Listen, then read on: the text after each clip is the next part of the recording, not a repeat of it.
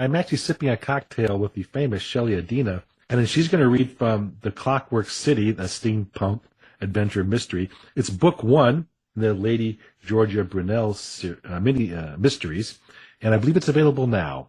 So looking forward to this. First, I'm going to read a little snippet that kind of sets up the world in one paragraph and then go straight to the discovery of the body, as one does. 400 years before, the Doge, then in power, had been in such fear for his life from his many enemies that he had commissioned the inventor Leonardo da Vinci to solve the problem. The great mathematician and engineer had installed a massive clockwork beneath Venice, with platforms bearing up the many neighborhoods on their islands. The church bells would ring, the bridges would go up, and the neighborhoods would slowly revolve into new positions, thus confounding anyone seeking to murder the Doge. Wednesday, May 1st, 1895. Georgia rose at 8 the next morning, determined to make her son Teddy proud, and attempt a watercolor painting. Since they had left the ball relatively early, she had slept well and deeply. She must not get into the habit of keeping country hours, however. She set up her little travel easel on the balcony, a cup of something frothy called a cappuccino at her elbow, and realized that the morning light was its own reward. She left the little painted sketch to dry on a table in the sunny sitting room and took her equipment downstairs. There was an enchanting door on the opposite side of the canal with hanging baskets of flowers on either side that she must capture from water level. No reflections there, just simple shapes and shadows, and a chance to paint the raucous reds of geraniums and impatiens against the yellow stucco. Last night, when Lorenzo had pulled them in, the water stairs had been nearly engulfed by the tide. This morning, as she went out through the French doors, they were half exposed on the ebb. What on earth? George's mind took a moment to parse what it was seeing. Then she dropped her easel and paint-box on the fundamente, hauled up her skirts, and descended 4 steps, green and glistening with slippery weed. The body of a man floated over the bottommost steps, which were still submerged, yet clear in the undulating light. Close by, where a short stone jetty waited to receive supplies for the household, an abandoned gondola bumped the stone with a forlorn, hollow sound. The man lay face down, his arms floating out to both sides. He wore evening dress, black coat, a glimpse of the back of a collar, black trousers, no shoes, dark hair. Spots floated in front of her eyes, and not from the sparkling sunlight on the water either. She dragged in several deep breaths until her vision cleared. Turn him over to see who he is. No, she could not bear it. But he's floating on my water stairs. Did he come to see us and meet with an accident? He could have got the wrong address. But the houses in Venice had no addresses. There was no point, since the neighborhoods changed location, and there were hardly any streets, only canals and flagstone lanes. People went to the post office for their post. It was not delivered via a pneumatic tube, as it was in London. Oh, how she wished she were in London right now, and not standing over the dead body of an unfortunate man. Get a hold of yourself, Georgia.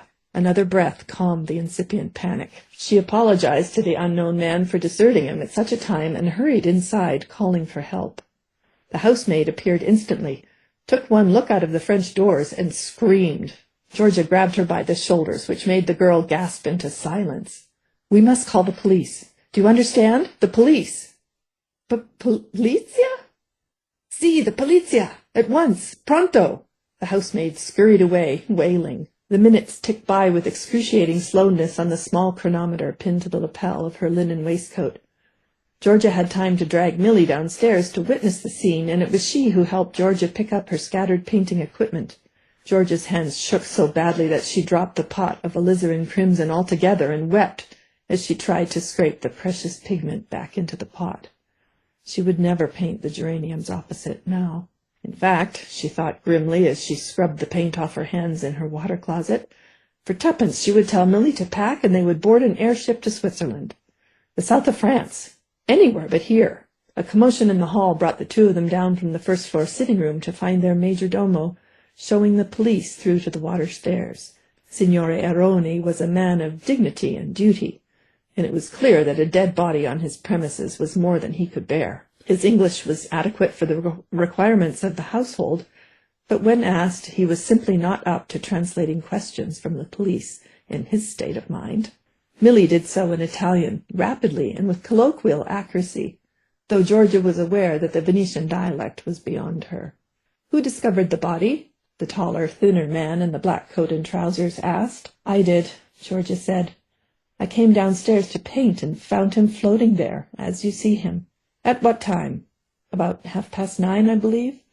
The tide had uncovered 4 of the steps, if that is helpful. All of them crowded outside on the stone fundamente as though the position of the tide upon the steps were a vital piece of evidence. For all she knew, it was. 7 are uncovered, the shorter one said. It sounded like an accusation, as though she had lied about there being 4. "You did take your time arriving," Georgia pointed out. Whether Millie couched this observation in politer terms in the translation or not, it was clear the policeman didn't appreciate the remark. "And what is this?" He pointed at the crimson stain upon the fundamente. "Is it blood? The victim's blood?" "Certainly not," Millie said indignantly. "Her ladyship spilled some of her paint in the shock of finding that gentleman." "So you say," he said, bending to examine the stain, which bore the evidence of George's attempts first to scrape up the pigment, and then to wash the remainder from the stone with canal water. Both attempts had been clumsy and unsuccessful, and now she realized could be construed as the acts of a guilty person, which was ridiculous. "Oh, please," she begged, "won't you take him out of the water? He must have family or friends who'll be worried that he has not come home." "It is better that we wait for the monks," the tall one said. "The who?" Millie blurted. "Whatever for?" Signore Aironi pulled himself together enough to recall his duty. "The monasteries house our hospitals, signorina. When there is a death, they come and bear the body away to be washed and tended before the funeral." "Oh, but you mustn't do that," Georgia said, looking from one man to another. "Not until we know how he died." All 3 male faces took on expressions of disgust. She realized a moment too late that she had sounded not only unladylike, but ghoulish, too. "He may have met with an accident," she amended lamely. "His family will wish to know." "Or he may have met with murder," the tall policeman said, his hooded eyes intent upon her. "We will make it our business to find out." That's great. And I have my hands over my headphones. I'm listening, and I'm saying to myself that you've hooked me into these characters already. And you have a new character, I'm assuming of Georgia, and you have this world that she's in. How did you build up the fabric of this character that makes me want to say, I want to know more about her? It's a spin-off series from a 12-book previous steampunk series, and for being book 1 of a new series, I wanted to take a lot of care in building her character, in making her sympathetic, in giving her pursuits that she was trying to be good at, even if she isn't very much. She's the wife of a baronet, and he abused her during their marriage, and now he is dead. And so her son is now the new lord, and he has sent her on a trip around the world. So she is tasting freedom for the first time, and that's why she wants to try and make the painting as good as it can be for her son.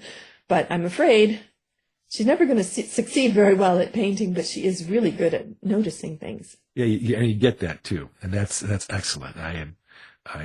I always like to learn. When I hear things like that, I go, "This is how I need to build characters up and have them experience the world around them." So, congratulations and thank you for that for me. So I'm done down here, and now Al, I think we are all marching to your end of the bar because, as always, when we get to this point, drinks are on you.